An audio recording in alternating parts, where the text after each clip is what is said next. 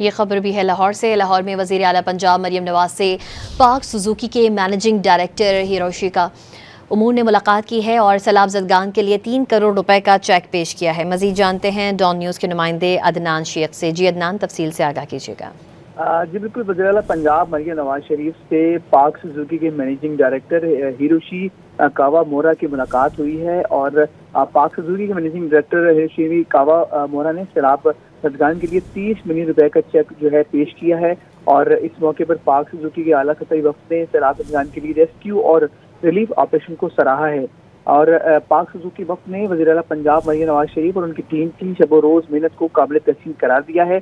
और इस मौके पर मरियम नवाज शरीफ का कहना था कि पंजाब ने तारीख के सबसे बड़े और बदतरीन सैलाब का बहादुरी से सामना किया। पंजाब में बर वक्त इंखला, रेस्क्यू और रिलीफ ऑपरेशन से लाखों जानें बचाई जा सकती हैं। वज़ीर आला पंजाब मरियम नवाज से पाक सुजुकी के मैनेजिंग डायरेक्टर हिरोशी कावामोरा ने मुलाकात की और सैलाब ज़दगान के लिए 3 करोड़ रुपए का चेक पेश किया है। अपडेट कर रहे थे अदनान शेख, बहुत शुक्रिया आपका।